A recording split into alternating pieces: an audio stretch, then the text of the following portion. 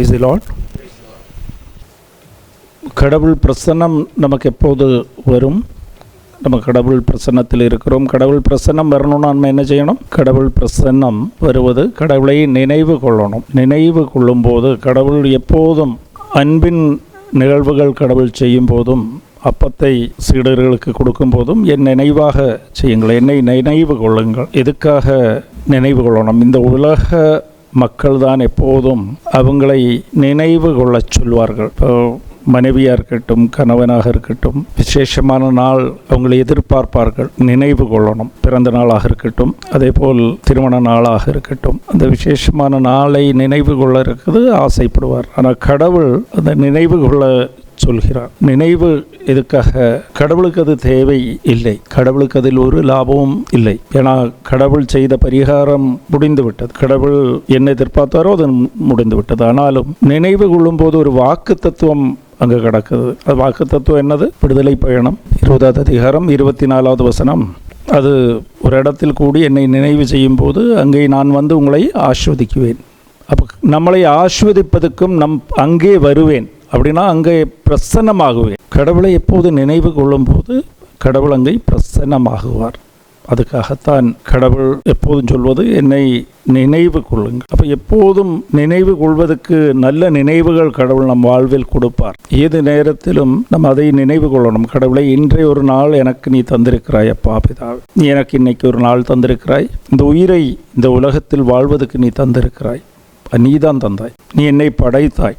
அதெல்லாம் நினைவு கொள்வது. நினைவு கொள்ளும் போது கடவுளின் பிரசன்னம் நம்மளை சுற்றி எப்போதும் இருக்கும். ஏன்னா நீங்கள் வேறு யாரை நினைவு கொண்டாலும் அவங்க பிரசன்னம் அங்கே இருக்காது. உங்கள் நண்பர்கள், தாய் தந்தை யாரை நினைவு கொண்டாலும் அவங்க பிரசன்னம் இருக்காது. ஆனால் கடவுளை நினைவு கொண்டால் கடவுளின் பிரசன்னம் உண்டாகும். அப்போ கடவுள் நமக்கு செய்த நல்ல செயல்களை, வல்ல செயல்கள், நம் மீது காட்டிய இரக்கத்தை எப்போதும் நினைவு கொள்வோம். அதுபோல் நீங்கள் உங்கள் உணர்வு தான் உங்களுக்கு அனுபவத்தை தரும். கரங்கள் கடவுளின் கரங்களாக நீங்கள் உணர்ந்தீங்கன்னா 101% அது கடவுளின் கரங்களாய் மாறும். ஏன்னா கடவுள் நற்செய்தியே அதுதான். கடவுள் சாதாரண கடவுள் இல்லை. நம்ம கடவுள் எப்படித்த கடவுள்? உயர்த்தெந்திரிச்ச கடவுள். உயர்த்தெந்திரிச்சிட்டார்னு நீங்கள் பிறரிடம் போய் சொல்லும் போது, கடவுளை அறியாதவர்களிடம் போய் சொல்லும் போது உங்களுக்கு முதலில் உணர்வு இருந்தால்தான் அவங்களிடம் போய் சொல்ல முடியும். அப்போ ஈஸ்டர் அன்னைக்கு உயர்ப்பை பற்றி நம்ம கண்டிப்பாக 2 வார்த்தை தியானிக்க வேண்டும். அது உங்களுக்கு எப்படி உணர்வு உண்டு? எல்லாரும் சொல்கிறாங்க, நானும் நம்பிட்டேன். அப்படியா? அந்த நம்பிக்கை எப்பவும் எப்போ வேணாலும் அந்த நம்பிக்கை நம்மளை விட்டு இல்லாமல் போகலாம், இல்லை குறைந்து போகலாம். நம்பிக்கை குறைவதுக்கு பேர் தான் சந்தேகம்னு சொல்லுவோம். உயர்ப்புக்கு என்னெல்லாம் நிறைய பிரசங்கம் கேட்டிருப்போம் இல்லையா? உயர்ப்புக்கு என்னெல்லாம் உங்களிடம் ஒரு ஆதாரம் நீங்களே உங்களுக்கு கொடுக்குற ஆதாரம் என்னெல்லாம்? கடவுள் உயர்த்தெந்திரிச்சிட்டார், இயேசு கிறிஸ்து உயர்த்தெந்திரிச்சிட்டார். அதுக்கு என்ன ஆதாரம்? உயர்த்தெந்திரிச்சிருக்காருங்கிற ஆதாரம் உங்களுக்கும் இருக்கணும் இல்லையா? அப்போத்தானே கடவுள் நம் முன்னாடி நற்கருணையாக இருக்கிறார்னு நீங்கள் நம்புவீர்கள்.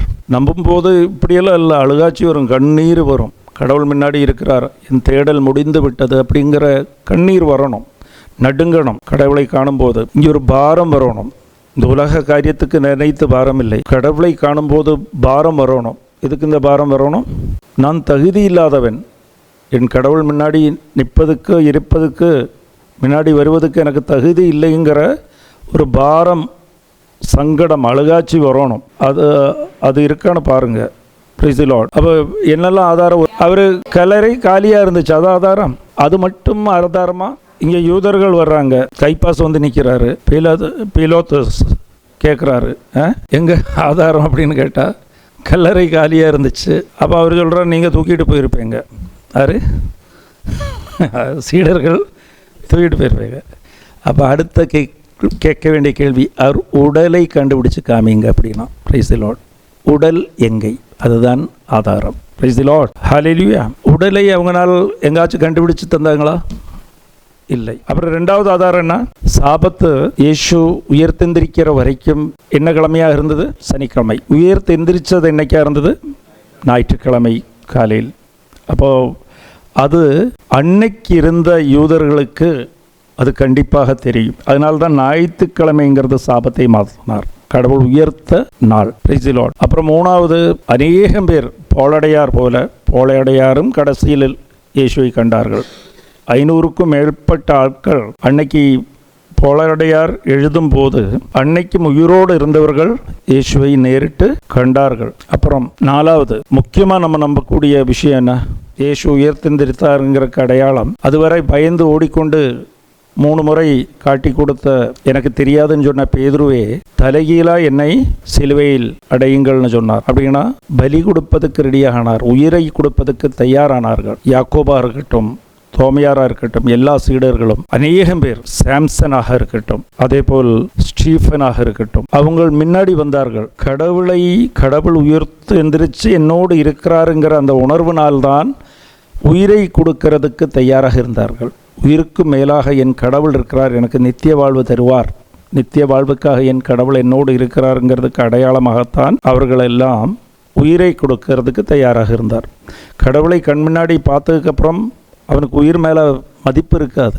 என் கடவுள் என் கூட இருக்கிறார், அதுதான் அடையாளம். முக்கியமான அடையாளம் சாட்சிகள் தான், இரத்த சாட்சிகள். அப்புறம் இன்னொரு அடையாளம், 2000 வருஷத்துக்கு முன்னாடி கடவுள் இந்த சபையை ஒருவரிடம் கொடுத்து போனதுக்கு அப்புறம் இன்னைக்கும் கடவுளிடம் வராததெல்லாம், கடவுளிடம் இருந்து வராததெல்லாம் அழிந்துவிடும். இன்னைக்கு உலகம் எல்லாம் கிறிஸ்துவ மதம்.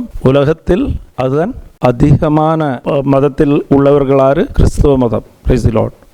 அப்போ இத்தனை வளர்ந்து இருக்குது கடவுளிடமிருந்து வந்த நாள். Price the lord. ஹல்லேலூயா.